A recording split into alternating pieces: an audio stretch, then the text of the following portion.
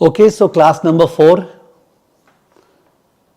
multiple regression, learning module 1, Vivek, Kushagra, Nikunj, Parth, Bhavdeep, Kaushik, Mohammed Faisal. Hello, good evening, how are you? ऐसा नहीं feel हो रहा आप लोग को कि 3 क्लास हो गया और जरा सा भी हैवी लग रहा नहीं है? Please tell me genuinely, 3 classes कर लिए पर जरा सा भी हैवी फील नहीं हुआ?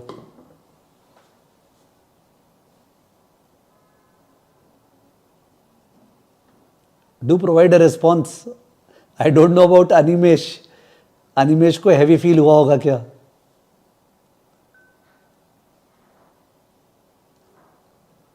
करेक्ट. तो यही बढ़िया चीज है when statistics is not taken like a statistician but it is taken like a financial person. Okay, applicative sense में. और खासकर केवल आउटपुट से मतलब है, story, output, interpretation. Then stats is so simple. मैंने आई वुड से 10 टॉपिक में से सबसे इजी टॉपिक स्टैट्स पढ़ने वाला है, बिलीव मी. बाकी टॉपिक में ये वो डेफिनेशन, इसमें सीधा का सीधा क्लियर कट है. वो आपको आउटपुट देगा, उसके बेसिस पे पूछेगा. It is not about definitions. Thank you. मेरे को भी ऐसे ही लग रहा था कि यार मैं करा रहा हूं क्या. मेरे को लग रहा है अपने टाइम पास बातचीत कर रहे हैं, अपना आगे बढ़ते जा रहे हैं. ठीक है. एनीवेज, तो लास्ट क्लास में बोल रहा था डायग्नोस्टिक प्लॉट्स के बारे में.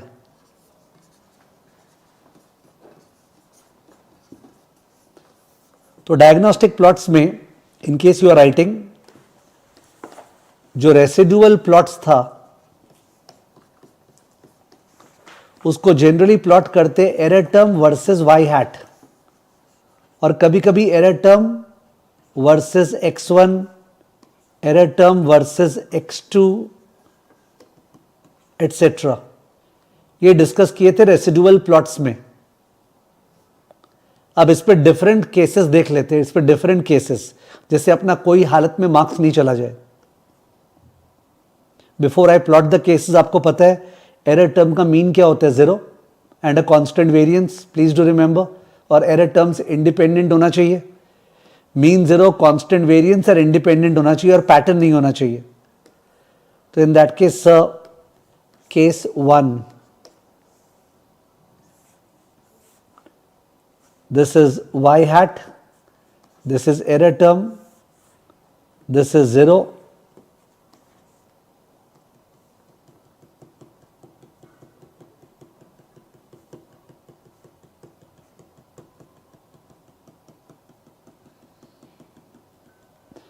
okay, this is super perfect. अगर ऐसे हो रहा है तो ठीक है. it is hovering around 0, mean of 0. It has a constant variance. It is seeming to be random, independent. There is no pattern. Perfect. तो डायग्नोस करेंगे तो लगेगा कोई दिक्कत नहीं है. केस 2,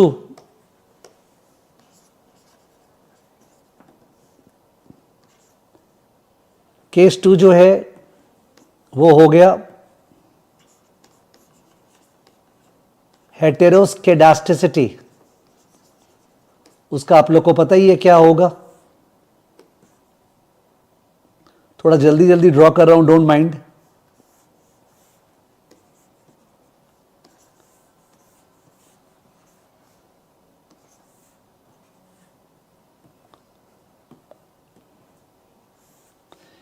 तो या तो ऐसा होगा कि एरर टर्म्स, ये 0 है, इधर में काफी फैला हुआ है, और उसके बाद जाके सिकुड़ा हुआ है. ओके. तो स्टार्टिंग में when y hat is low, that time variance of the error term is high, but as y hat increases, variance of the error term decreases. I hope आपको दिख रहा होगा. यहां पे there is a high variance, यहां पे there is a low variance. हेटेरोस्केडास्टिसिटी. जाहिर है राइट साइड का ग्राफ क्या होगा? It's a formality that I have to draw. You have understood कि सब फैन शेप्ड, इसको बोलते हैं कोन शेप्ड, जो मैंने बनाया है. क्या बोलते हैं उससे कोई मतलब नहीं है, वैसे क्या फील करते हैं उससे मतलब है.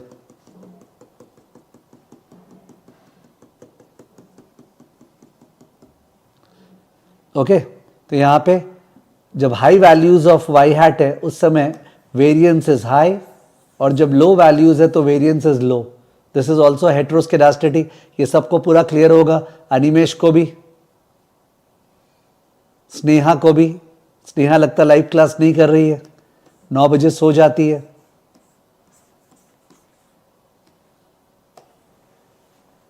केस 3,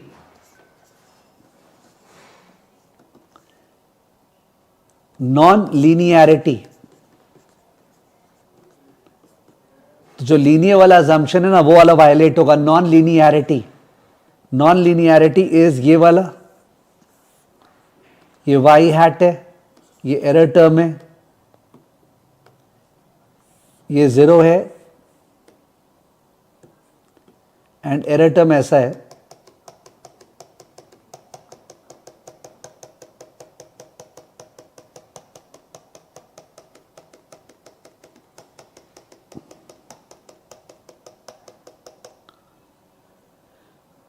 इसका मतलब जो intermediate values of Y hat है, इंटरमीडिएट बीच का वैल्यूज, वहां पे y is less than Y hat.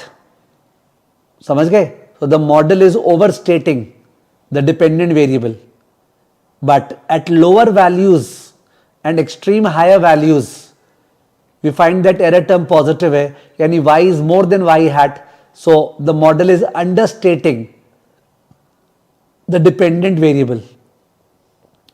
I don't know understating overstating किसको समझ में आया. मैं बोल रहा हूं एरर टर्म जब पॉजिटिव है ना, इधर में और इधर में, इन दोनों जगह, इसका मतलब y is more than Y hat. तो वाई हैट कम है, तो वाई हैट ही तो एस्टिमेट है, तो इसका मतलब अंडर एस्टिमेट कर रहे हैं.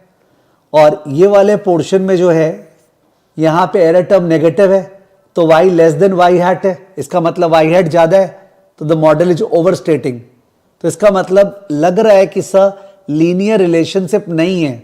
Okay, it seems that linear relationship नहीं है. वो अलग बात है. यश मेरे को पता था क्या पूछेगा, मेरे को उसका अंदर अंदर का पता है. वो बोल रहेगा सर y और x पे लीनियर होता है, ये तो आप एरर टर्म बना दिए. तो अगर y और x पे लीनियर रिलेशनशिप नहीं है तो अपने आप ही एरर टर्म्स में कोई ना कोई कर्वी लीनियर पैटर्न आ जाता है, ऐसा देखा गया है. क्यों आ जाता है वो स्टैट्स का क्वेश्चन है, तो यश तुम रिसर्च कर लेना. जीपीटी को बोलना reply as a statistician, not as a financial person, as to why does it so happen that if there is a lack of linearity, then the error term will throw up such a pattern. I have learned that there should be linearity between y and the independent variables. ठीक है, ये तुम stats पे पूछना. हम लोग का purpose है केवल डायग्नोस करना.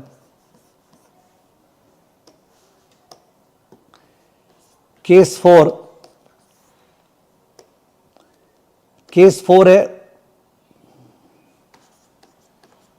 error terms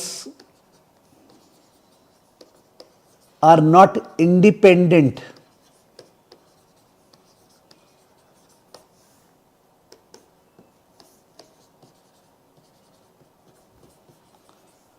omitted variable. लगता है कोई वेरिएबल ओमिट हो गया है, मॉडल में लेना चाहिए था, कोई वेरिएबल ओमिट हो गया, omitted variable.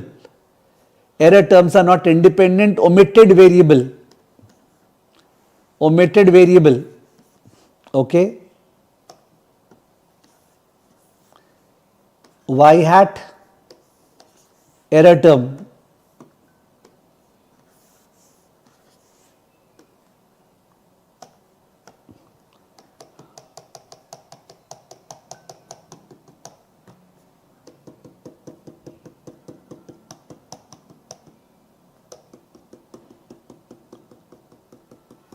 This is like clustering, अलग अलग इलाका बना लिए.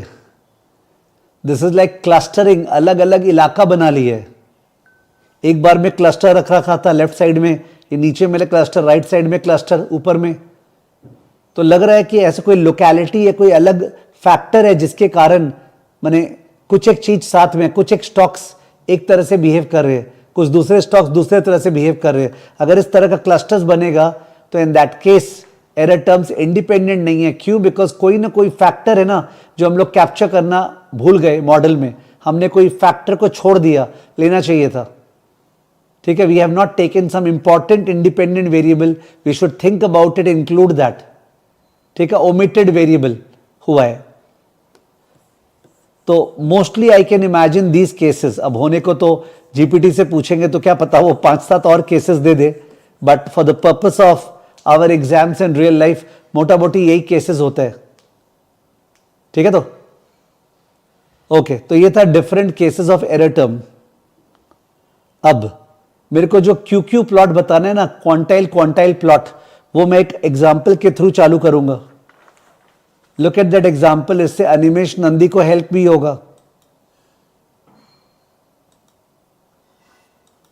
Okay, just 1 second,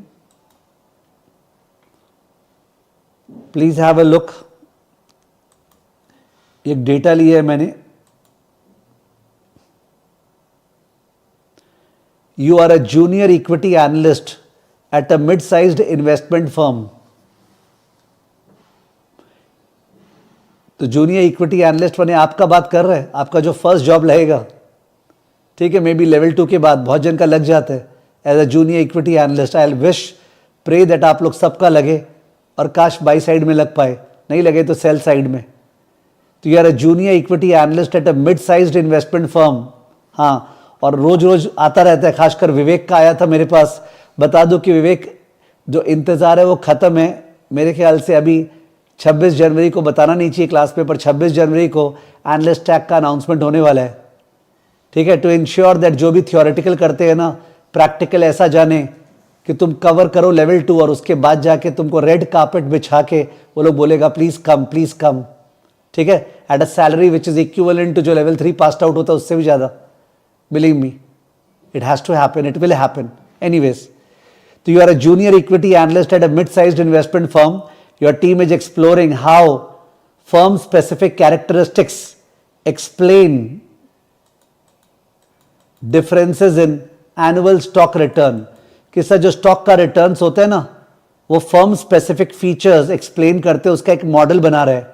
you have compiled data set of 180 mid cap firms for the most recent fiscal year. तो 180 फर्म्स एन हो गया, तो 180 फर्म्स का डेटा लेके वो लोग डेटा मैंने एक्सट्रैक्ट किया है। The independent variable is return percentage representing the annual stock return. You are testing whether 5 firm level factors, तो 5 firm level factors ये रहा, beta, log market, book to market, momentum, debt equity। एक बार मैं कुछ बोल रहा नहीं हूं, सोच लो। ये लोग बोल रहे हैं स्टॉक का रिटर्न्स डिपेंड करता है उसके बीटा पे। ऑफ कोर्स सीएपीएमई ये बोलता है डिपेंड करता है बीटा पे। स्टॉक का रिटर्न डिपेंड करता है उसके साइज पे, और साइज को लॉग मार्केट कैप लिया है। You know the transformation, because Y axis पे रिटर्न है तो साइज कैसे ले सकते हैं एक्स पे। स्टॉक का return book to market ratio पे डिपेंड करता है। जिस स्टॉक का book to market ratio high है दैट्स अ वैल्यू स्टॉक और ग्रोथ स्टॉक। Yes please. जिस स्टॉक का book to market ratio high है दैट्स अ वैल्यू स्टॉक और ग्रोथ स्टॉक। जिस स्टॉक का book to market ratio high है that's a value stock और ग्रोथ स्टॉक। और ये तुमको जानना चाहिए, समझ गए? Not the stats but this part. जिसका book to market ratio high है दैट्स अ वैल्यू स्टॉक, उसका प्राइस गिरा हुआ है दैट्स अ वैल्यू स्टॉक। तो you feel that return depends upon the book to market ratio. केवल मोहम्मद फैजल ने उल्टा बोला ग्रोथ स्टॉक, उल्टा बोला मोहम्मद आपने। Value stocks are those which are like Taare Zameen Par, जिनका प्राइस एकदम गिरा हुआ है कंपेयर टू बुक वैल्यू, तो book to price ratio is high. It is used to judge value stocks. Book to high book to market मतलब value stocks। हाँ, लो book to market मतलब growth stock, वो सही है अगर कोई वो सोच के बोला है तो। हाई बुक टू मार्केट मतलब वैल्यू स्टॉक्स। एनीवेज मैं और डाइवर्ट नहीं कर पाऊंगा। मोमेंटम, आपको लगता है कि sir returns depend upon the previous 12 months return. जो नेक्स्ट ईयर का रिटर्न है वो प्रीवियस 12 मंथ्स के रिटर्न पे डिपेंडेंट है। मोमेंटम, ओके, कि स्टॉक जोश में है तो अभी जोश में बढ़ता रहेगा, स्टॉक अगर जोश में गिर रहा है तो गिरता रहेगा। तो यू बिलीव इन मोमेंटम और do you believe in date equity ratio? Return depends on date equity ratio. मेरे को तो क्लियर कट एक प्रॉब्लम दिख रहा है यहां पे, not as a statistician but as a intelligent financial analyst. मेरे को यहां पे एक प्रॉब्लम दिख रहा है डेटा में, कौन बोलेगा? मैं ये प्रॉब्लम बताया था लास्ट क्लास या last to last class. There is a clear cut problem in the independent variables which have been chosen. There is a clear cut problem. Yes, Kritik Santhalia ने बोला, यश चोंगीवाला ने बोला, तनय ने बोला, यस पकड़ लिए। बाकी निकुंज बोल नहीं पा रहे हो, क्या प्रॉब्लम मैंने बताया था? कुशाग्र ने बोला, निकुंज ने और कुछ बोला है, नया चीज बताऊंगा क्या बोला है निकुंज ने। विवेक नहीं बोला। बीटा और डेट इक्विटी का तो मैंने बोला था, बीटा और डेट इक्विटी दोनों तो रिस्क हो गए ना। अगर डेट इक्विटी किसी कंपनी का हाई है तो उसका बीटा भी हाई होगा, डेट अगर हाई है तो बीटा भी हाई होगा, ठीक है? तो that's a problem of multi collinearity. Hetvi बोल रही है units are not the same. Hetvi ऐसा किसी ने नहीं बोला कि यूनिट सेम होना चाहिए। हेतवी ऐसा किसी ने नहीं बोला कि आप मल्टीपल रिग्रेशन करोगे तो सारा यूनिट सेम होना चाहिए, सब चीज मीटर में या सब चीज सेंटीमीटर में या सब चीज परसेंटेज में। ऐसा मैंने तो नहीं सिखाया Hetvi, I never taught this कि यूनिट मतलब मीटर मीटर मीटर, सब चीज सेंटीमीटर सेंटीमीटर या percentage percentage, I never said, ठीक है? तो आप गलत सोचे हो हेतवी।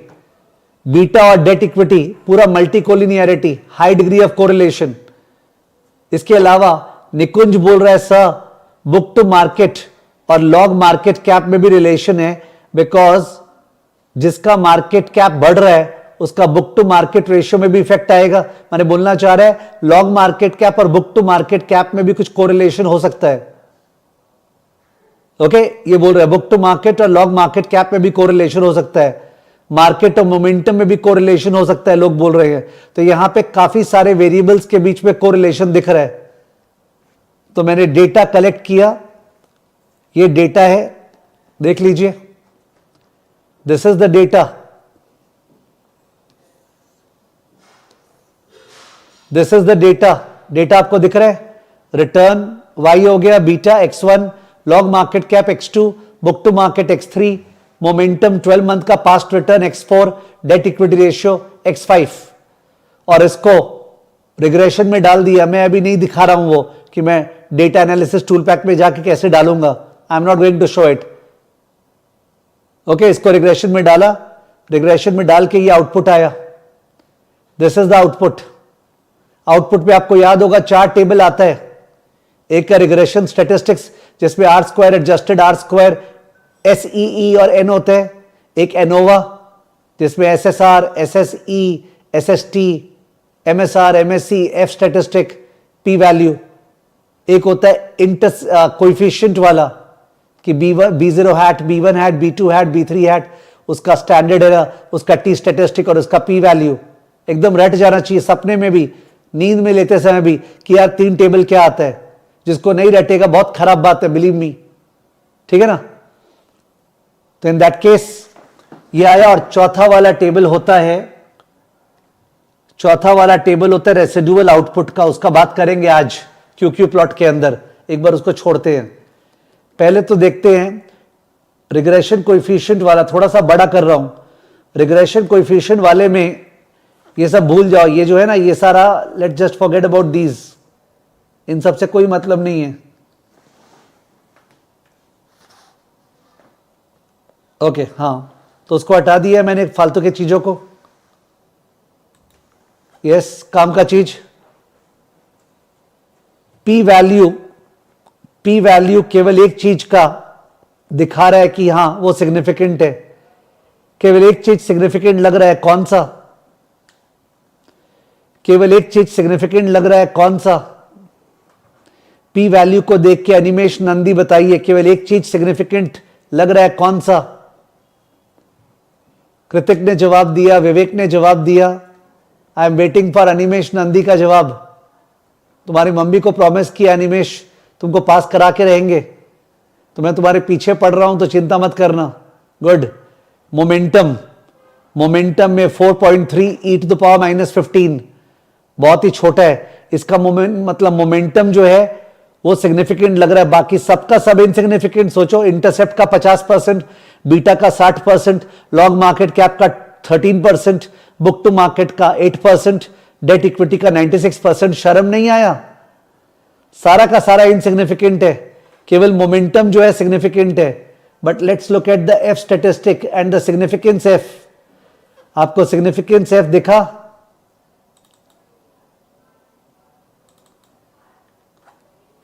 एफ सिग्निफिकेंट है कि नहीं है? ओवरऑल मॉडल सिग्निफिकेंट है कि नहीं है? ओवरऑल मॉडल सिग्निफिकेंट है कि नहीं है? Yes please, overall model significant है कि नहीं है? एक गाना याद आ गया, किसका गाना था? रणवीर कपूर का, बाइक पे चलाते हुए, तू है कि नहीं। ओ गॉड, यस प्लीज, कौन सा सिग्निफिकेंट है? सॉरी, पूरा मॉडल सिग्निफिकेंट है ना? ओ, निकुंज सोमानी बोल रहा है कांट से। निकुंज क्या हो गया? 1.1888 e to the power -12 and you are saying can't say. Vivek, निकुंज से थोड़ा बातचीत करना, क्या हो रहा है उसके? बीच बीच में बत्ती गुल हो जाता है, मीटर चालू, बीच बीच में बत्ती गुल, मीटर चालू। ये मॉडल पूरा का पूरा सिग्निफिकेंट दिख रहा है एफ स्टैटिस्टिक को देखते हुए। ओके, एफ स्टैटिस्टिक को देखते हुए सिग्निफिकेंट दिख रहा है, बट टी स्टैटिस्टिक को देखते हुए तो सबका सब बर्बाद लग रहा था। ऐसा क्यों हुआ? Multi collinearity. तो जब अपने नेक्स्ट चैप्टर में टेस्ट पढ़ेंगे ना, टेस्ट, तो डिस्कस होगा, if all the individual T coefficients are insignificant, एक x1, x2, x3, x4 सब इनसिग्निफिकेंट है, but the overall model is significant. कैसा हो सकता है? Each of the independent variables are insignificant but the overall model is significant. इसका मतलब collectively they are able to explain. That's the case of multi collinearity. ये next chapter का बात है। ओके, तो ये गिफ्ट को अभी से ले लो, जिससे नेक्स्ट चैप्टर फटाफट कर सके। तुम लोगों को तो याद ही होगा मेरा स्टाइल, शुरू के चैप्टर में ज्यादा टाइम लगता है, बाद के चैप्टर में कम टाइम मेरे को, ठीक है ना? तो if the individual regression coefficients are insignificant but the F statistic is significant, इसका मतलब most probably there is a problem of multi collinearity, जो हमें वैसे भी समझ में आ गया था। Are you fine with it? Are you fine with it? तो कितना अच्छा लगता है जब फाइनेंस स्टैट्स के ऊपर चल रहा है। डेटा को देख के कुछ फील आ गया था, और वो ये। And if somebody will think that sir आप गेम कर रहे हैं, गेम नहीं कर रहा हूं, मैं बताता हूं कब। अभी 7:15 या 7:30 बजे, ठीक है, मैं जीपीटी में गया और जीपीटी को बोला कि भाई मेरे को एक पर्टिकुलर डेटा दे दो, डेटा फाइनेंस से रिलेटेड, जिससे मैं रिग्रेशन आउटपुट पे डाल के क्लास ले सकूं। इंटरेस्टिंग डेटा देना, फाइनेंस का डेटा, सिंपल डेटा, कॉम्प्लिकेटेड मत करना, जिसको मैं रिग्रेशन आउटपुट पे डाल के क्लास ले सकूं। एंड ये जीपीटी ने डेटा दिया है, दिस इज जीपीटी का दिया हुआ डेटा, तो रियल लाइफ का डेटा नहीं है। जबकि उदित नारायण ने जो डेटा निकाला था listing return, that was real life का डेटा। यानी आपको ये वाला रियल लाइफ से एक्सट्रैक्ट करना चाहिए, ठीक है? तो कुशाग्र बोल रहा है, but this is violating assumptions that multicollinearity exists. Yes, it is violating assumptions. तो मेरा ये मकसद थोड़ी है कि मैं ऐसा मॉडल दिखाऊं जिसमें कोई assumption वायलेटेड नहीं है। मैंने तो जीपीटी से जनरली पूछा, डाला, जीपीटी ने बीटा और डेट इक्विटी रेशियो लिया, मैंने थोड़ी बोला उसने बीटा और डेट इक्विटी रेशियो दिया। तो कुशाग्र तुम क्या सोच रहे हो कि सर जो देंगे एकदम बढ़िया देंगे? नहीं, सर देंगे जो एग्जाम में जैसा आएगा, जैसा एग्जाम में इश्यू आएगा वैसा देंगे। और सर ने रिसर्च किया ही नहीं है। सर ने जीपीटी को बोला कोई भी फाइनेंशियल एग्जांपल दो, तुम भी ट्राई करना क्लास के बाद, give me a data excel पे जिससे मैं रिग्रेशन कर सकूं। बोला रिग्रेशन तेरे को नहीं करना है, जीपीटी को बोल देना Animesh Nandi, regression I will do on data analysis tool pack, you just give me a data which I can feed, a good story data. Anyways, मेरा पर्पस क्या था? पर पर्पस डबल फुलफिल हो गया, ठीक है ना? अब यहां देखें, इसमें ये जो एरर टर्म्स आया है, have a look. Residual output में 180 आउटपुट है, ठीक है? करो एक बार कंट्रोल शिफ्ट एरो डाउन। तो 180 डेटा है और 180 डेटा का वाई हैट आया है। ओके, 180 डेटा का प्रेडिक्टेड रिटर्न मतलब वाई हैट आया है। I hope you are okay with it. उसके अलावा y minus y hat residuals आया, ये सबको क्लियर है? ये निकालना नहीं पड़ेगा, ये अपने आप ही रिग्रेशन आउटपुट में आता है। तो सारे ऑब्जर्वेशंस का y हैट आया है और y माइनस वाई हैट आया है।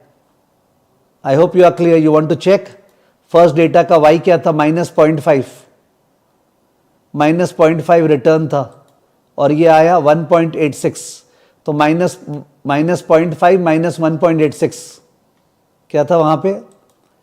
ये था -0.5 and -1.86 is -2.36। Is it fine? y minus y hat.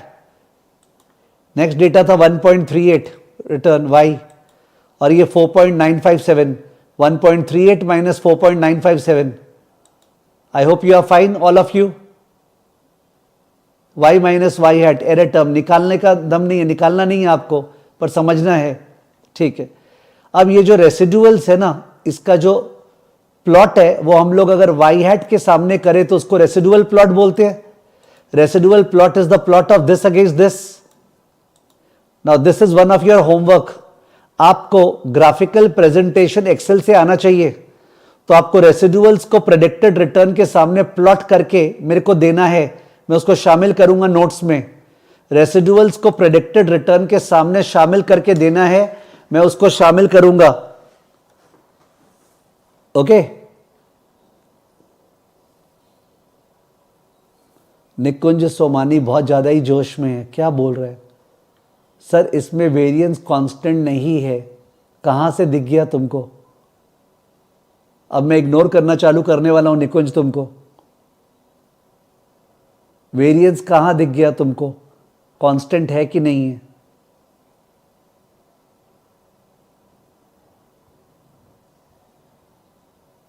एक एक जन से बायलैटरल टॉक हो नहीं पाएगा, तो I am ignoring.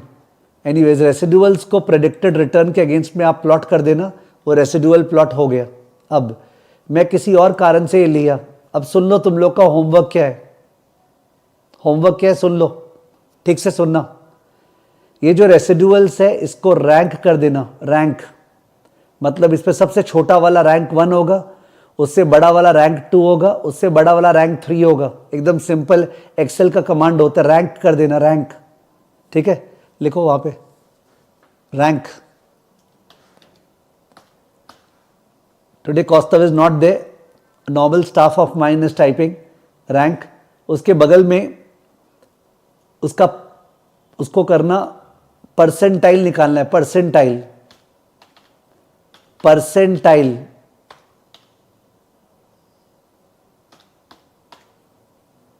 Okay, do not mind the spelling. Percentile. और उसके बगल में लिखो NORM, नॉर्म, SINV ब्रैकेट, फिर ब्रैकेट क्लोज। उसके बगल में standardised residuals, standardised residuals.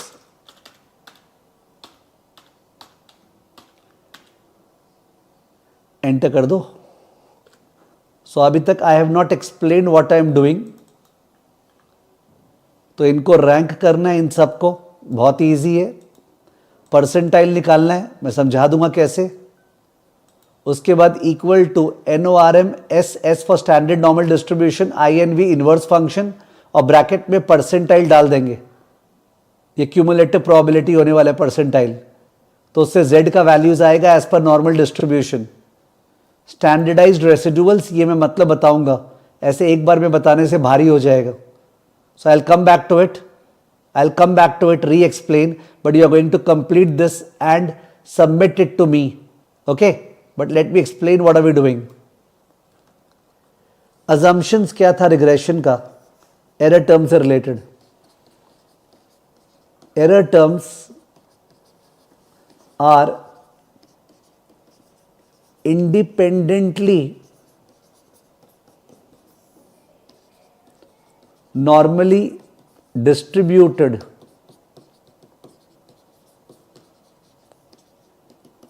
with mean equal to 0 and constant variance, ये याद होगा.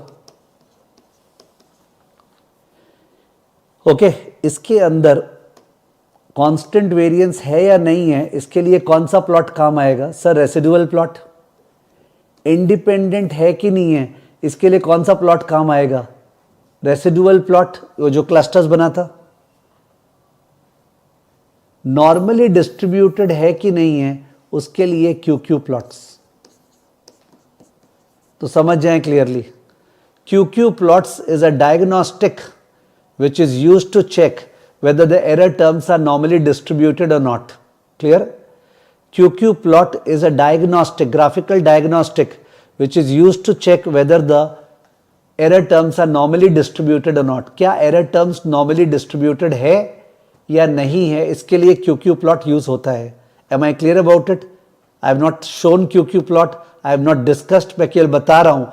QQ plot इस काम में आता है कि क्या एरर टर्म्स नॉर्मली डिस्ट्रीब्यूटेड है कि नहीं. ठीक. अब क्यू प्लॉट से क्वांटाइल प्लॉट. सीएफए लेवल 1 में क्वांटाइल्स क्या था? सीएफए लेवल 1 में क्वांटाइल्स क्या था?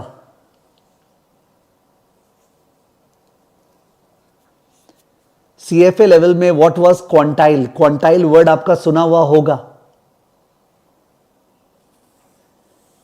कौशिक शाह का गलत जवाब आया है, वो क्विंटाइल था. कौशिक शाह, दीपिका रावत का गलत जवाब आया है, वो क्विंटाइल था, 1/5. It was quintile. Kritik Santhalia का करेक्ट जवाब आया है partition values. Very good. Listen, quantiles are partition values.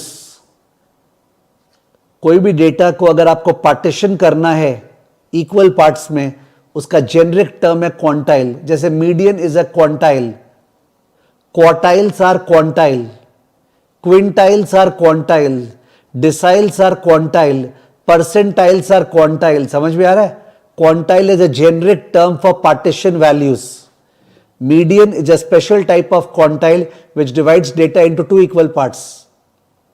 Quartiles are 3 values which divide the data into 4 equal parts. Quintiles are 4 values which divide the data into 5 equal parts.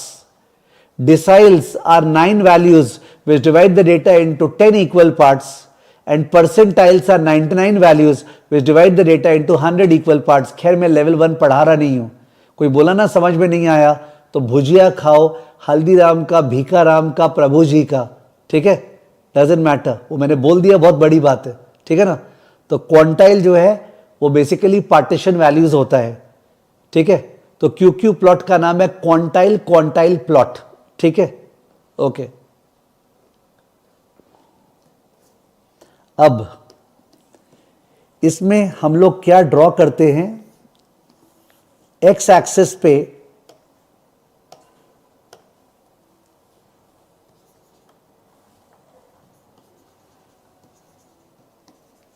Standard normal distribution वाला Z. Standard normal distribution वाला Z. Standard normal distribution, इसका तो नाम सुना होगा. It is a normal distribution with mean equal to 0 and SD equal to 1. वो जो Z होता है. तो स्टैंडर्ड नॉर्मल डिस्ट्रीब्यूशन यहां पे प्लॉट होगा. तो ये 0 हो गया, ये -1, ये +1, ये -2, ये +2. ठीक है ना, वैसा वाला. और y एक्सिस पे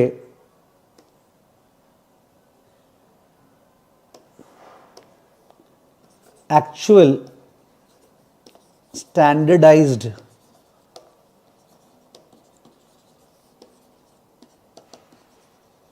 residuals. Actual standardized residuals. Actual standardized residuals. Actual standardized residuals. Last column जो था जिसको मैं समझाया नहीं था उसका नाम है स्टैंडर्डाइज्ड रेसिडुअल्स. थोड़ा ठीक करो ना, उसको एक्चुअल लिख दो ना. स्टैंडर्डाइज्ड के पहले actual. Last column, last column, last column. Sudhir please, हाँ करो, 1 मिनट। ओके, ये रहा एक्चुअल।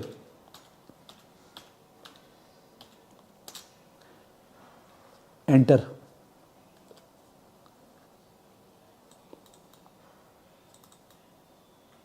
तो actual standardised residuals is this part, ठीक है ना, ये सेम है जो वाई एक्सेस पे होगा। तो ये कैसे निकालना है, ये तो उसका तो फॉर्मूला हो गया x minus mu by sigma, याद होगा। स्टैंडर्डाइजेशन कैसे करते हैं, x minus mu by sigma. तो ये जो एरर टर्म है ना, ये एक तरह से x हो गया, दिस माइनस म्यू, म्यू तो 0 होता है, डिवाइड बाई सिग्मा। तो इसको अगर डिवाइड कर दे किससे, सिग्मा से, S D of the error term से, तो ये वैल्यू यहाँ लिखा जाएगा। इसको डिवाइड कर दे S D of the error term से, तो ये वैल्यू यहाँ लिखा जाएगा।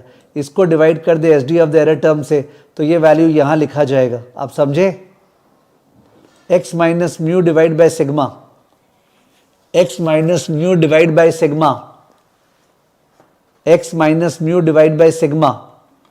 ओके, इससे ये आएगा। क्या ये निकालना है आपको? कभी जिंदगी में नहीं निकालना है, एकदम भी नहीं निकालना है। But just to tell you, these are the z values corresponding to the error terms. These are x, इसका SD आ जाएगा। तो x minus mean divided, mean तो 0 आएगा पक्का है, तो x divide by standard deviation, वो आएगा एक्चुअल स्टैंडर्डाइज्ड रेसिडुअल्स। अब ये वाला जो निकाल रहे हैं ना, ये था x एक्सिस पे जो आएगा कि नॉर्मल डिस्ट्रीब्यूशन वाला z, नॉर्मल डिस्ट्रीब्यूशन वाला z, ठीक है। तो in that case, coming back to it, हम लोग बोलना चाह रहे हैं सर जो रेसिडुअल्स है दे आर नॉर्मली डिस्ट्रीब्यूटेड। तो इसका मतलब जो वाई एक्सेस है वो भी नॉर्मल डिस्ट्रीब्यूशन फॉलो करते हैं और उसको अपने जेड में कन्वर्ट कर दिए, जेड में कर दिए ना, स्टैंडर्डाइज ले रहे हैं। और एक्स एक्सेस पे भी स्टैंडर्ड नॉर्मल डिस्ट्रीब्यूशन है, तो वाई एक्सेस पे स्टैंडर्ड नॉर्मल डिस्ट्रीब्यूशन होना चाहिए, एक्चुअल वैसा होना चाहिए। और वाई एक्सेस पे तो स्टैंडर्ड नॉर्मल डिस्ट्रीब्यूशन है, और वाई एक्सेस पे सर जो एक्चुअल एरर्स है वो स्टैंडर्ड नॉर्मल डिस्ट्रीब्यूशन होना चाहिए, ठीक है। तो अगर है तो यहां पे 45 डिग्री लाइन बनेगा। यश जोर से सुन रहा है, ओके, यश जोर से सुन रहा है, एकदम माथे पे वो ले आया है, सल लाते ना वैसे माथे पे, वैसे सल ले आया है, ठीक है। ये 45 डिग्री लाइन, 45 डिग्री लाइन बचपन में सुना होगा, tan theta, tan 45 degree is 1, 45 degree का tan थीटा 1 होता है, मतलब y is equal to x, x coordinate y coordinate same. By chance बचपन में सुना है तो अनिमेश बहुत खुश हो रहा होगा, मैथ्स का स्टूडेंट है ना, ये सब जोर से सुना था। तो इन दैट केस ये पॉइंट, ये पॉइंट, ये पॉइंट, ये पॉइंट, ये वो पॉइंट्स है जिन पे जो x एक्सिस पे z है और जो y एक्सिस पे z है वो सेम है। और सेम तो होना भी चाहिए, सेम तो होना भी चाहिए, बिकॉज हम लोग ही तो बोल रहे हैं कि the error terms are normally distributed. तो एरर टर्म्स का z निकाला, वो z और नॉर्मल डिस्ट्रीब्यूशन वाला z सेम होना चाहिए। समझ गया? ये जितना मैं रुक के बता रहा हूं ना, वैसे कोई नहीं बताएगा। क्यू प्लॉट सबका राइट होगा, एग्जाम में सब रट लिए हैं, पर जो बता रहा हूं वो कोई नहीं बताएगा, गारंटीड। ओके, तो इन दैट केस ये इसके ऊपर प्लॉट होना चाहिए, यानी कि क्यू प्लॉट ऐसा होना चाहिए। देखिए,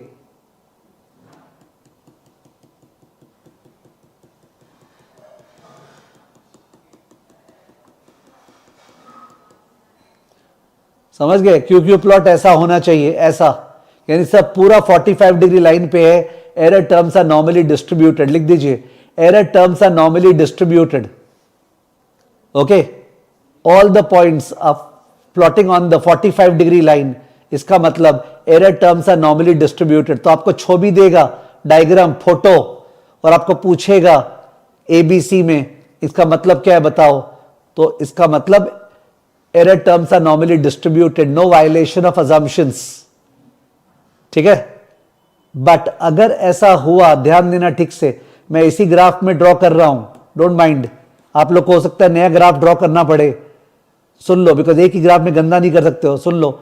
अगर ऐसा हुआ कि जो प्लॉट्स है, एक मिनट हटाऊं कैसे, ओ हट रहा है मेरा तो, वाह अच्छा है। आप लोग वापस से ड्रॉ कर सकते हो, मेरा तो मजा है। हाँ ये रहा। अब देखना, आपको अगर वापस ड्रॉ करना है आप ड्रॉ कर सकते हो। अगर प्लॉटिंग ऐसा आया, कैसा,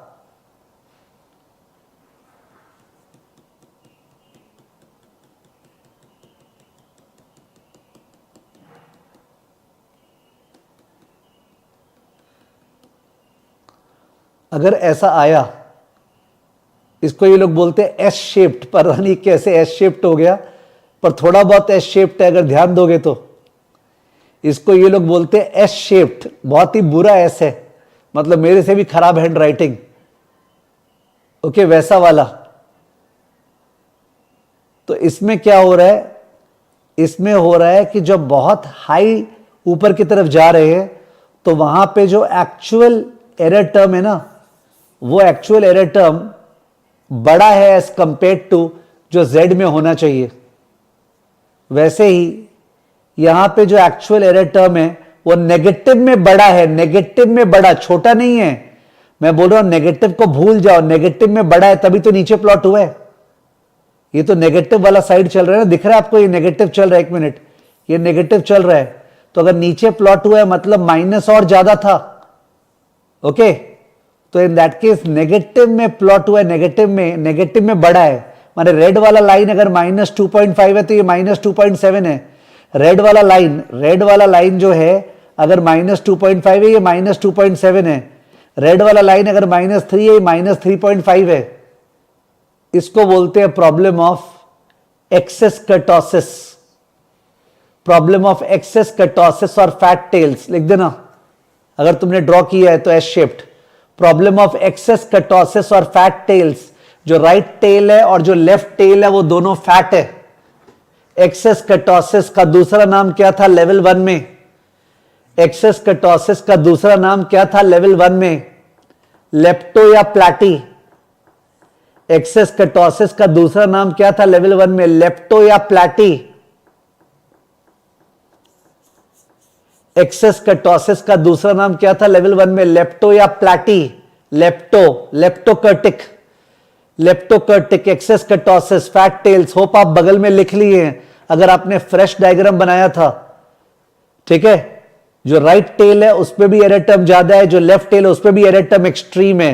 हो सकता है किसी को लेफ्ट टेल में लगे नहीं कि सर वो तो नीचे था, तो नीचे बिकॉज माइनस ज्यादा है, -2 के बदले -2.5 है, इसलिए नीचे दिख रहा है आपको। ठीक है, माइनस ज्यादा है इसलिए। H shaped, excess kurtosis. फिर से मिटा रहा हूं, एक मिनट, कहां गया रे?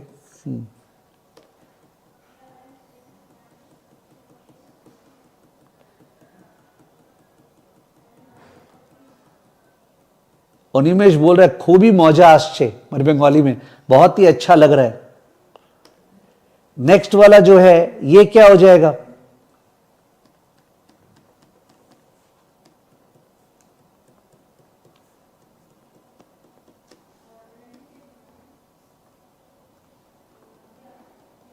उल्टा ठीक। थिन टेल्स मतलब क्या? प्लैटिकर्टिक थिन टेल्स। राइट साइड में जो एरर टर्म है वो एकदम चिपका हुआ है, पतला है, कम है, और लेफ्ट साइड में एरर टर्म माइनस में कम है, इट इज प्लैटिकर्टिक। ये पूछेगा नहीं एग्जाम में, वैसे ही जानबूझ के लिखा रहा हूं, वो पूछेगा एक्सेस वाला ही। ये लोग वही पूछते हैं जो कॉज ऑफ कंसर्न होता है। ये कॉज ऑफ कंसर्न ज्यादातर होता नहीं ना फाइनेंस में, risk lies in the tails, और टेल्स चिपटा हुआ है तो रिस्क इज नॉट देयर, इसलिए ज्यादा पॉपुलर नहीं है, बट अपने हर केस देखना चाहते हैं। तो ये तो मैं उल्टा एस शेप्ड, ये जो भी बोल लो पता नहीं क्या बोलोगे, ये बुक में दिया हुआ भी नहीं है graph. Okay, platykurtic thin tails, platykurtic thin tails. Next वाला देखो ऐसा है, ये इसके ऊपर है, ऊपर एकदम सट के चल रहा है। निधि शर्मा को समझ में आ रहा है और अचानक से ये ऊपर चला गया। इसका मतलब कहां पे फैट टेल है? सर राइट साइड में, मतलब राइट साइड में ज्यादा एरर टर्म दूर जा रहा है, राइट साइड में बहुत बड़ा एरर टर्म है। It is a case of positive skewness, It is a case of positive skewness. It's a case of positive skewness. Right side में extreme value is a positive skewness. Yes, Yash. Right side में extreme value है positive skewness. Right skewed data. Positive skewness. Positive skewness. Right skewed data. अत्यंत खुशी हो रहा है निकुंज को, रोते रोते क्लास कर रहा है, निकुंज को नहीं सॉरी अनिमेश को, रोते रोते क्लास कर रहा है, मटन खा रहा है, रो रहा है, क्लास कर रहा है. नेक्स्ट, जाहिर है ये वाला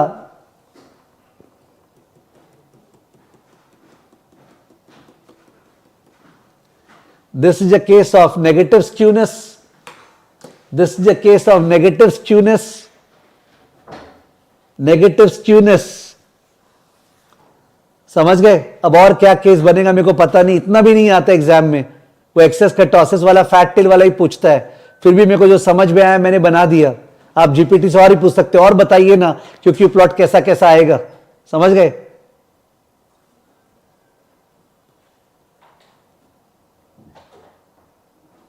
ओके. एक्सेल वाइज एक बार सुन लीजिए जिन लोग कंप्लीट करेंगे होमवर्क, बिकॉज एक अलग ही मजा आता है और अलग ही कैलिबर क्रिएट होता है. एक्सेल क्या सीखेंगे एक्सेल सीख के? एक्सेल तो कर करके सीखेंगे ना क्लास के अंदर ही, स्टैट्स वाला एक्सेल भी. तो इन दैट केस रैंक आप कर लेंगे. रैंक का कमांड डेटा में जाएंगे, इसको सिलेक्ट करेंगे. Basically you select this entire column को सिलेक्ट करो, कंट्रोल शिफ्ट एरो डाउन. ठीक है. उसके बाद जाके आप डेटा में जाएंगे. डेटा में जाके डेटा एनालिसिस टूल पैक में जाएंगे. वहां जाके और अपने आप ही आप देखेंगे वहां पे रैंकिंग का वो होगा, रैंक एंड परसेंटाइल. समझ गए. ये rank and percentile random number के नीचे. और भी तरीके से कर सकते हैं depending upon the version of excel. मेरे ख्याल से मेरा वाला बहुत पुराना है, बिकॉज ये वाला सिस्टम मैं यूज नहीं करता हूं. I use a laptop and this is like a Wacom वाला सिस्टम पुराना. समझ गए. तो वो वाला आप कर लेंगे. बहुत जन को आता ही है, बच्चा वाला चीज है. तो रैंकिंग कर लेंगे आप. रैंकिंग करने के बाद तो ये रैंक आ गया यहाँ पे 1 2 3 1 से लिख रहा हूं. लिखो अगर 1 लिखो ना, 1 2 करो ना, 3, हाँ रुको छोड़ दो. तो ऐसे करते करते 180 तक आएगा. उसके बाद ठीक से सुनना समझने के लिए, अपने यहां पे क्यूमुलेटिव प्रोबेबिलिटी चाह रहे हैं, तो 1 जो मान रहे हैं वो 0 to 1 एक क्लास इंटरवल हो गया. तो उसका वो क्या है 0.5. ये जो 2 है वो 1 to 2 क्लास इंटरवल हो गया, उसका 1.5 क्लास मार्क जो होता है. ये 2 to 3 हो गया, इसका 2.5. फिर 3 to 4 है 3.5. तो अपने क्या करेंगे, सब में से 0.5 लेस कर देंगे. लिखो तो इक्वल टू रुको दिस माइनस 0.5 माइनस 0.5. रुको, ब्रैकेट क्लोज करो और ब्रैकेट को रुको यहां पे ओपन करो और यहां पे डिवाइड करो, ऑब्लिक का sign. Divide by total number of items. रुको आप समझो क्या कर रहा है. हर आइटम को लेना है 0.5 लेस करना है. लेस करके डिवाइड बाय टोटल आइटम्स में 180 लिख रहा हूं. डिवाइड बाय 180 करो एंटर. ये जो आया ये क्यूमुलेटिव प्रोबेबिलिटी आया, इसको नीचे टान रहा हूं. ये जो आया ये क्यूमुलेटिव प्रोबेबिलिटी है. क्यूमुलेटिव प्रोबेबिलिटी इस तरह से आपका आ जाएगा, सारा नीचे तक का आ जाएगा. ठीक है. क्यूमुलेटिव प्रोबेबिलिटी गंदा दिख रहा होगा बिकॉज परसेंटेज में नहीं है. उसके बाद इक्वल टू करो, equal to norm SINV. Norm आ गया SINV. ये रहा नॉर्म SINV. और ये वाला सिलेक्ट करो, कर ली, bracket close, enter. -2.7792. This is normal distribution का Z. इसको टान रहे हैं. ये सारा Z वैल्यूज आ रहा है. ये सारा Z वैल्यूज आ रहा है.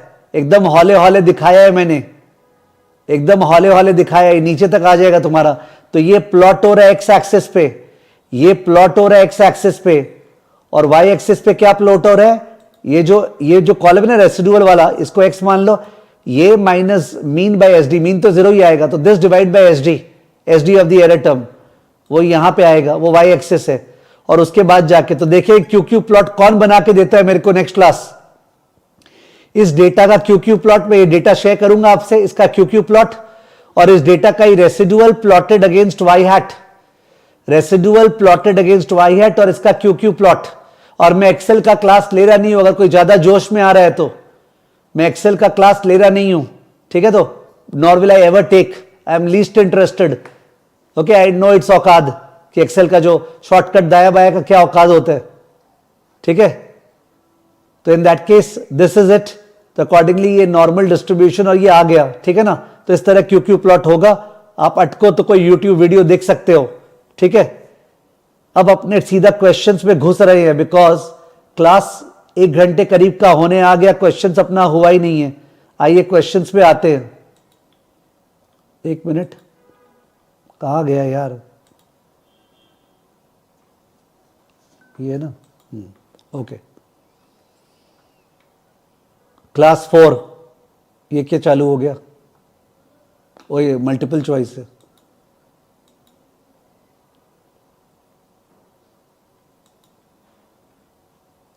आइए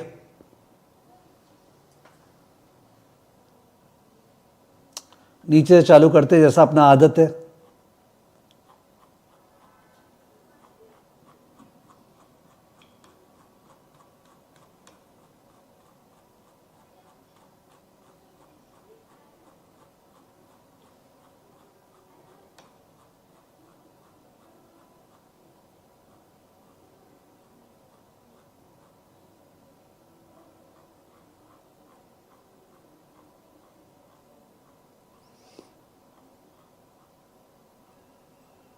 okay, here we are, Orion wealth advisers fund. आप लोग करना है क्वेश्चंस और ध्यान रखना काम का यही है application.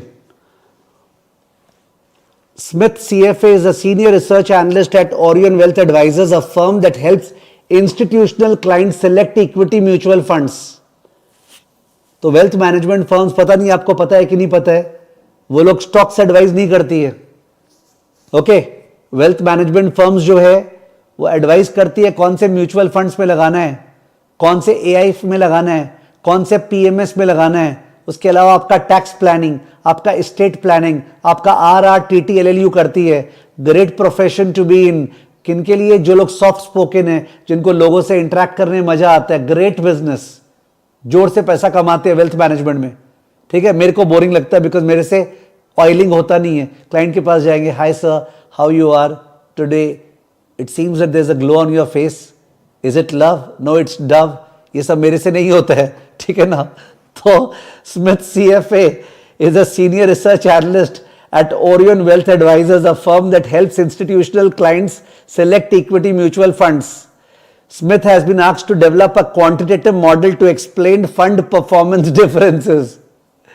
She believes that a fund's annual return can be explained by observable fund characteristics. Sorry, उस तरह से निकल गया. I have deep respect for wealth management, please. हाँ, अब बोलते समय ये सब बोलेंगे नहीं ना तो क्लास में मजा नहीं आएगा. I hope you all don't mind. तो फंड का एनुअल रिटर्न देख रहा है, कैरेक्टरिस्टिक्स किस पे है. Smith collects data on 85 large cap equity mutual funds as of year end 2024.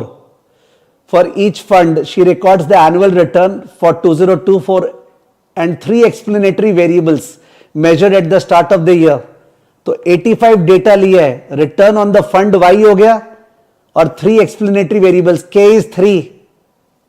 अब कोई बोलेगा एक्सप्लेनेटरी वेरिएबल्स क्या होता है, समझ में आ रहा है, तो बुक में लिखा हुआ है. Remember x1 x2 are called independent variables, predictor explanatory variables. ओ हम बेंच पे खड़े हो गए.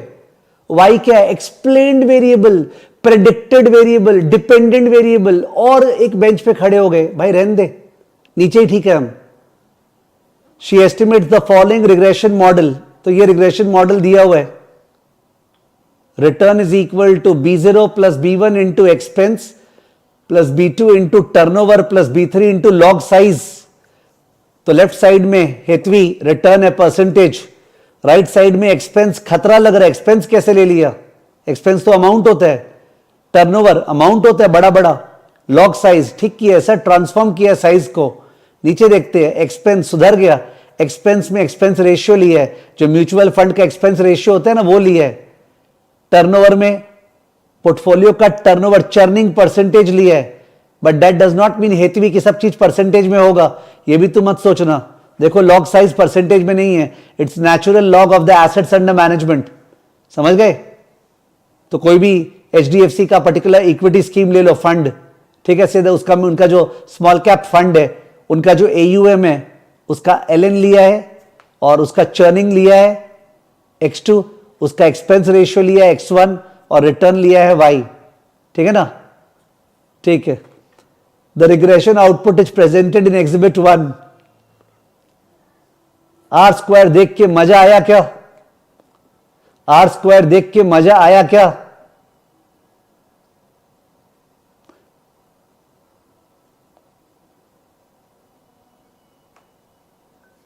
एकदम भी नहीं। 38.42%, कम से कम 50 से तो ऊपर होता। एडजस्टेड आर स्क्वायर से कंपेयर मत करना कभी भी, वो कम ही होता है। मैंने बोला था एडजस्टेड आर स्क्वायर दो डिफरेंट मॉडल्स का कंपेयर होगा। ये मॉडल में k इक्वल टू 3 है, अगर कोई k इक्वल टू 4 और एक चीज ले लेता है और फिर कंपेयर करता है तो वहां पे एडजस्टेड आर स्क्वायर कंपेयर होगा। स्टैंडर्ड एरर से कोई फीलिंग नहीं आता है। ये देखें कोएफिशिएंट टेबल, एनोवा टेबल नहीं दिए इसमें, कोएफिशिएंट टेबल में सबको देख के मजा आ गया। कोएफिशिएंट टेबल में सबको देख के मजा आ गया, सबका सब सिग्निफिकेंट है। इंटरसेप्ट भी, एक्सपेंस भी, टर्नओवर भी, लॉग साइज भी दिखा। Last column P value. Hope आप अर्जुन बन चुके हो। अर्जुन बनना, काम का चीज देखना। अर्जुन केवल उसको आंख को देख रहा था।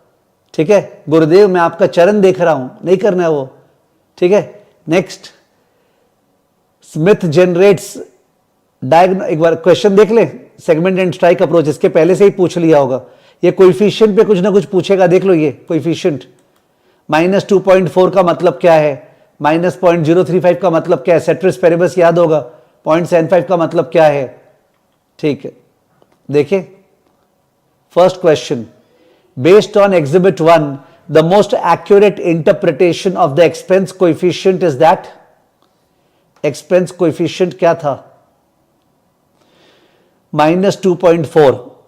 ओके, इसका मतलब एक्सपेंस अगर 1% ज्यादा होगा तो रिटर्न 2.4% कम होगा। Assuming turnover remain same, size remain same. अगर एक्सपेंस 1% बढ़ेगा तो रिटर्न 2.4% गिरेगा। Assuming turnover and size remain same. ठीक है, controlling for turnover and size, ये जो वर्ड होता है ना, कंट्रोलिंग फॉर का मतलब होता है कीपिंग देम कांस्टेंट। कई बार आप देखें कंट्रोलिंग फॉर दीज फैक्टर्स। ठीक है, तो क्या है, कौन सा? Among the funds in the sample, a 1 percentage point higher expense ratio is associated with a 2.4 percentage point lower annual return, holding turnover and fund size constant. सही है, एकदम सही है। ऑप्शन नंबर एकदम सही है। बच्चा वाला था इसलिए option B and C read नहीं कर रहा हूं। Using the fund characteristics provided and the regression results, the predicted annual return for the excluded fund is, miss हो गया लगता है कहीं मेरे से, ये रहा। Smith's colleagues, देखिए, Smith's colleagues asks her to predict the 2024 return for a fund that was excluded from the original sample. This fund has an expense ratio of 1.2%, a turnover ratio of 80%, and an AUM of 2981 million, जिसका log भी निकाल के दे दिया है। कौतो भालो छेले, कितना अच्छा बच्चा है। लॉग ऑफ 29818, निकुंज चेक कर रहा है 2981 का एलएन 8 ही आ रहा होगा। 2981 का एलएन 8। ठीक है ना, इन तीनों को पुट करना है इक्वेशन में। एक्सपेंस को 1.2, टर्नओवर को 80 और उसको 8। 1.2, 80 और 8 आप लोग पुट करना है। मैं ऊपर जा रहा हूं, ये रहा। क्या था पहला वाला? 1 पॉइंट क्या था, भूल गया, ये रहा, सॉरी। हाँ 1.2, 80 एंड 8. यस पुट करो 1.2, 80 एंड 8.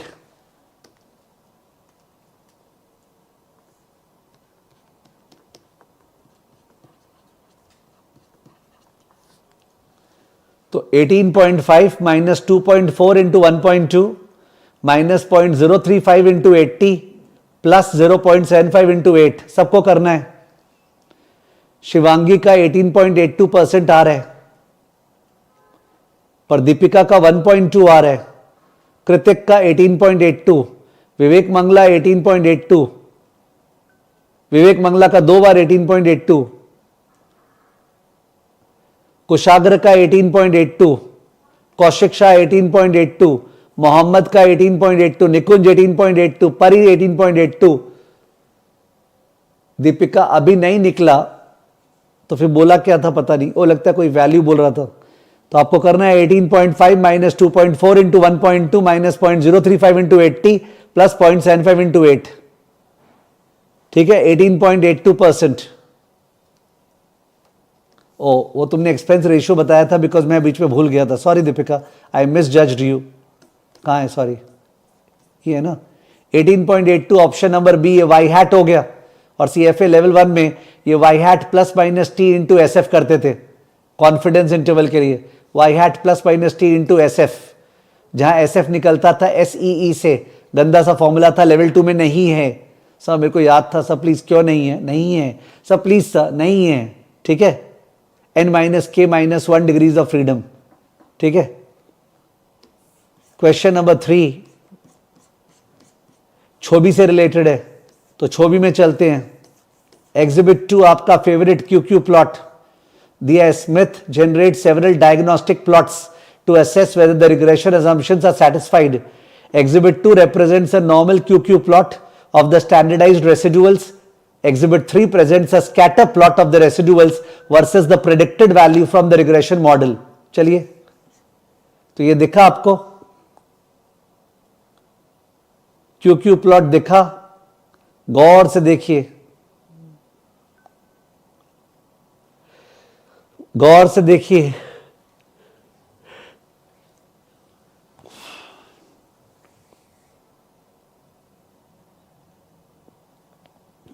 मेरे को तो दिख रहा है platykurtic thin tails. Yes, platykurtic thin tails, very good. Platykurtic thin tails है, प्लैटिकर्टिक थिन टेल्स है, बिकॉज एकदम शुरू में ऊपर है और एकदम लास्ट में नीचे है, तो दोनों जगह फ्लैट टेल्स है. फैट नहीं, फ्लैट, थिन टेल्स है, थिन, प्लैटिकर्टिक. देखिए ऑप्शंस में क्या दिया होगा, बाद में देख लेंगे. पहले सेकंड वाला ग्राफ, ये वाला ग्राफ देखिए, पैराबोला बन रहा है. ये रेसिडुअल प्लॉट्स है, पैराबोला. ये पैराबोला बन रहा है, मतलब कौन सा अजम्पशन वायलेट हो रहा है? लीनियरिटी. ओके, लीनियरिटी वायलेट हो रहा है. देखते हैं क्या पूछा है. Question number 3. Based on Exhibit 2, the normal QQ plot most likely indicates that the distribution of residuals exhibits.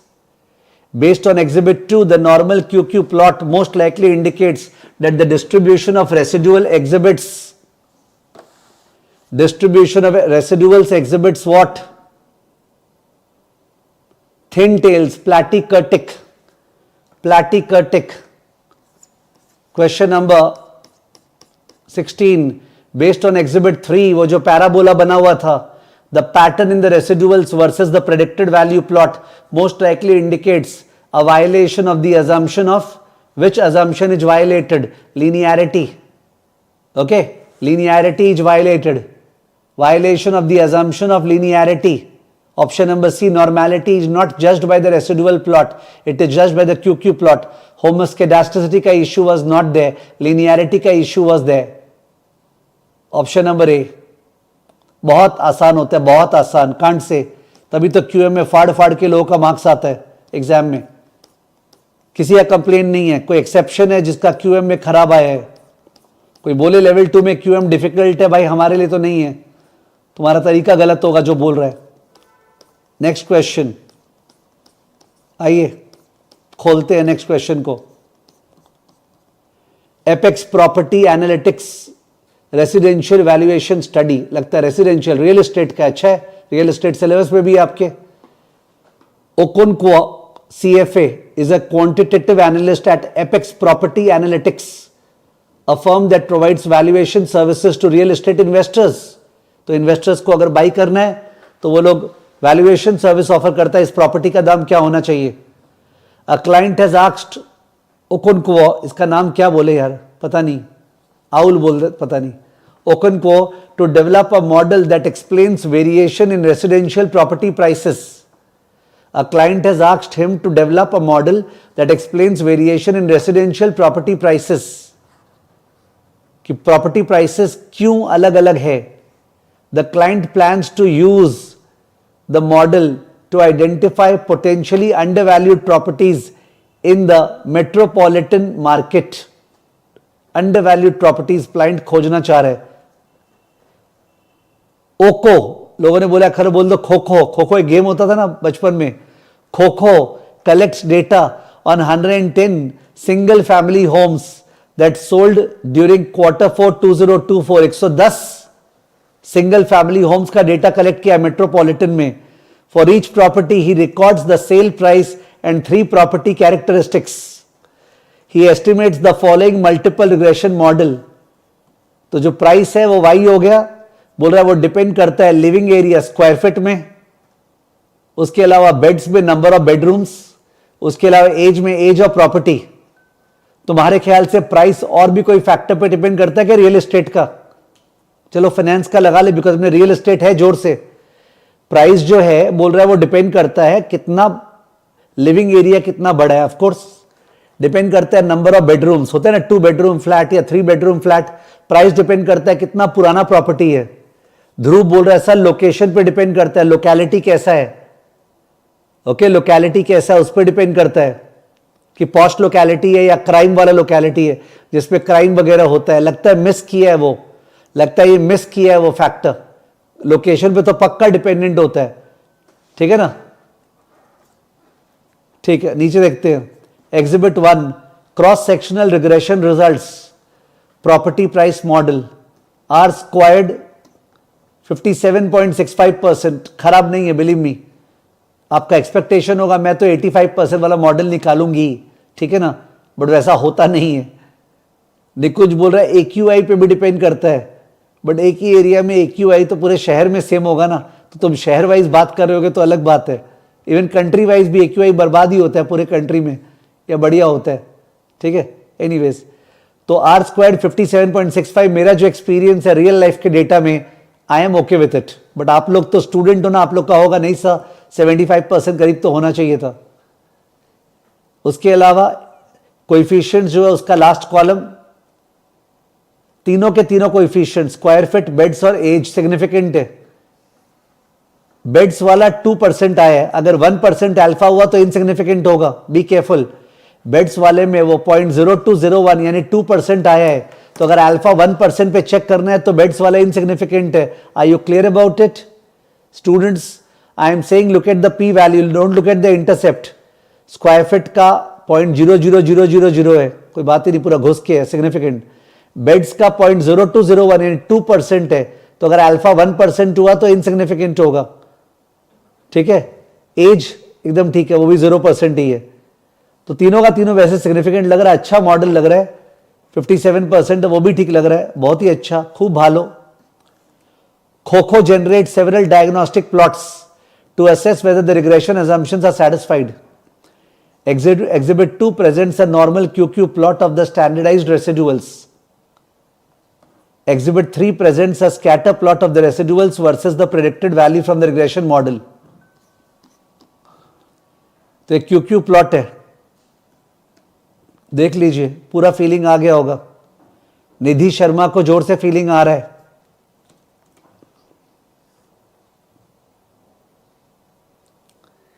Yes please, क्या फीलिंग आया आपको QQ प्लॉट्स को देख के?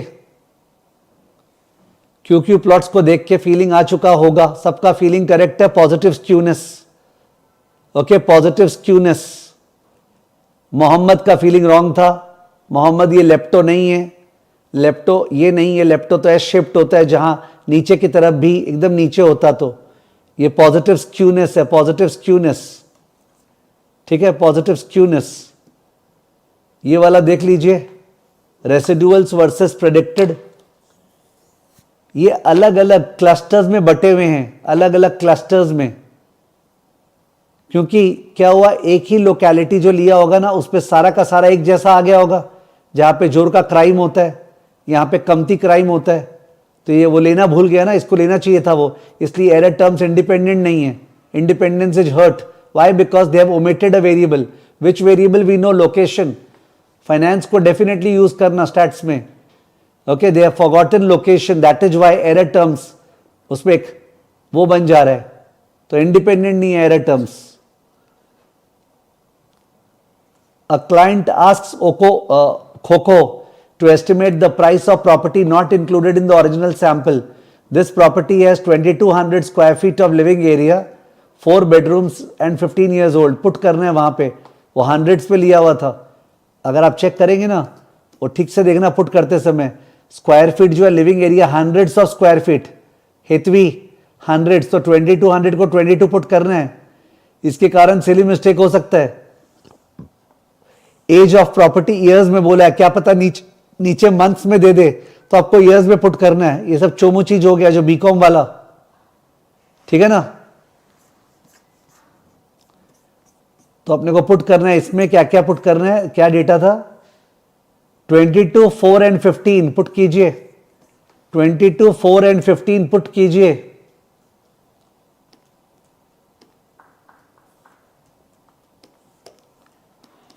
(22, 4 and 15), तो 45 plus 8.5 into 22 plus 12.8 into 4 minus 1.65 into 15, वो पूछेगा ही ना क्वेश्चन में, तो वाई हैट, कोई डाउट ही नहीं है।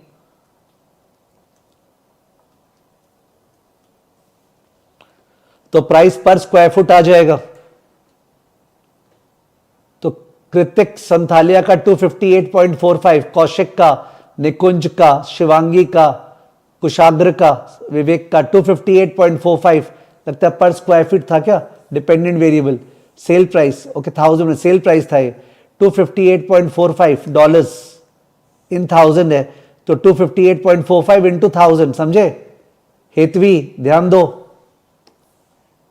2 क्या आया 58.45 और बोला है इन थाउजेंड्स है, तो ये इंटू 1000 हुआ, वैसे एक्चुअल प्राइस हो गया प्रॉपर्टी का 258,450, क्लियर है क्या, 258,450 डॉलर्स, 258,450 डॉलर्स, पर हेतवी का अलग आ रहा है, 307.95 आ रहा है, एकदम अलग हटके, वो ज्यादा दाम देना चाह रही है प्रॉपर्टी का, बाकी लोग 258,450 डॉलर्स, हेतवी देना चाह रही है 307,950, किसी के पास है तो हेतवी को प्रॉपर्टी चेप दो, दे दो उसको, पे करने के बाद वो सोचेगी कोई बात नहीं मैंने ज्यादा दिया, तो घर एक फीलिंग की ही बात है, मेरे को फीलिंग आ रही है, हर चीज फाइनेंस से नहीं होता है, अपना घर, आंसू ला के रोएगी और खुश होगी, ज्यादा दिए तो क्या बात है, अपने घर के लिए दिए। सॉरी, क्वेश्चन देख रहे हैं,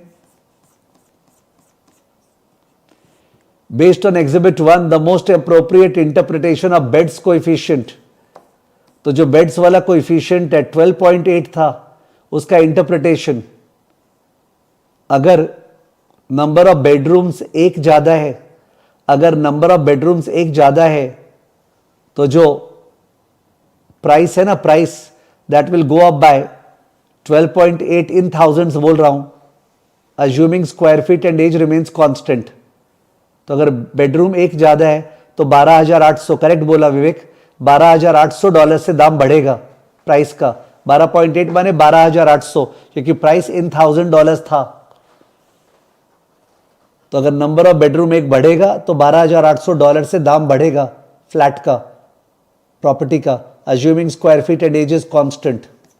देखते हैं, among the properties in the sample each additional bedroom is associated with a $12,800 higher sale price, holding square footage and age constant. Beautiful. Option number A. Question 10. Using the property characteristics provided and the regression results in Exhibit 1, the predicted sale price for the property is closest to. The predicted sale price for the property is closest to. आप लोगों ने निकाला था ना? क्या निकाला था? मैं भूल ही गया. 283,450. नहीं, ये निकाला था 258,450. क्या 258,450 निकाला था आप लोगों सबने? तो हेतवी चेक करना आपका रॉन्ग क्यों आया. 258,450 आप लोगों ने निकाला था.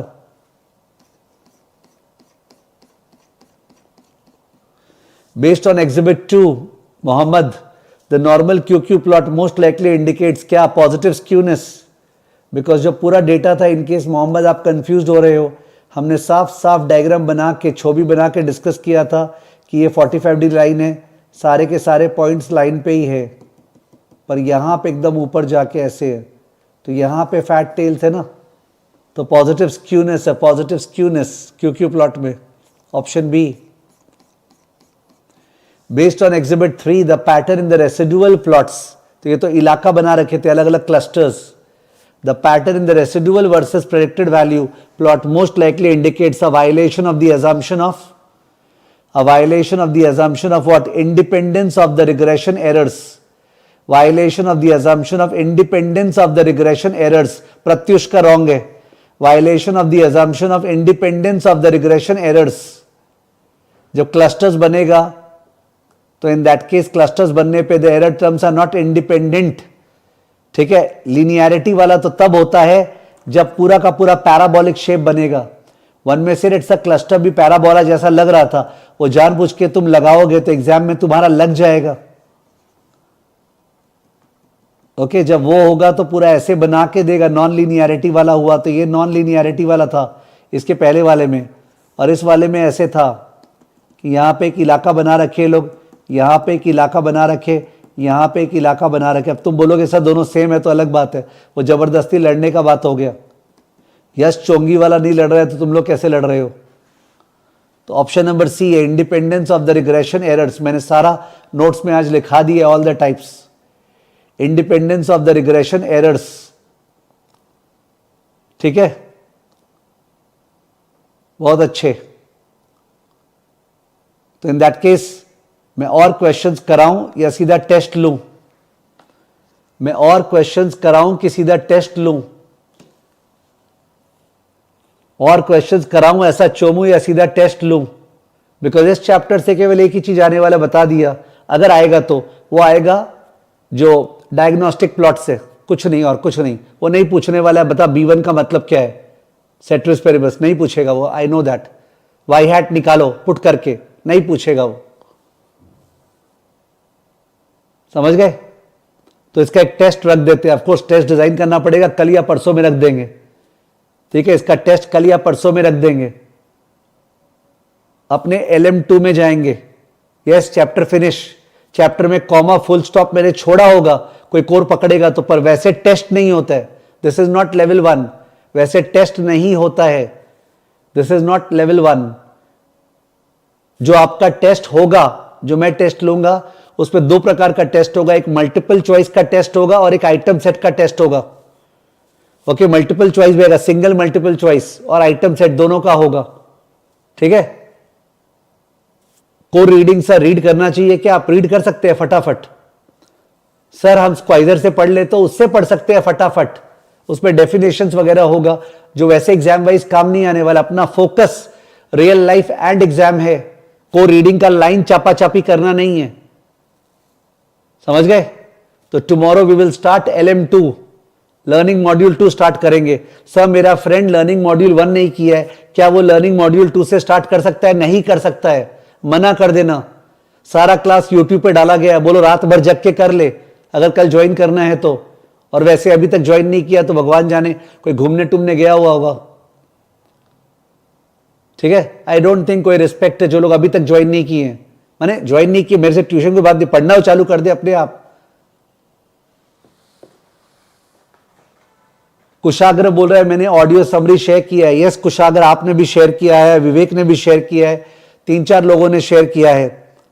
अच्छा था, पर खुद के लिए अच्छा था, माने प्रोफेशनलिज्म थोड़ा सा लैकिंग था उसमें, प्रोफेशनलिज्म, आवाज का डिक्शन वगैरह, ठीक है, तो इसलिए मैंने वो शेयर नहीं किया। I am waiting for a much better one, wait कर रहा हूं एंड आई एम श्योर मेरा उम्मीद पूरा होगा, ठीक है। नहीं हुआ तो डाल देंगे, क्या बात है, बट आपका ऑडियो आपके काम आएगा, तो आप रिकॉर्ड करना मत भूलना और आप भेजो मेरे को, मैं सारा सुन रहा हूं, ठीक है। 1 सेकेंड गाना था ना, सुन रहा है ना तू, सॉरी, ओ गॉड, क्यूएम पढ़ाते हैं, बिलीव में मजाक करना जरूरी है वरना क्यूएम बहुत खराब हो जाएगा। तो एक टेस्ट होने वाला है और क्यू प्लॉट्स वगैरह आप प्लॉट करके दिखाओगे, एक्सेल शीट आपसे शेयर होगा, ठीक है। बाय, कल मिलते हैं।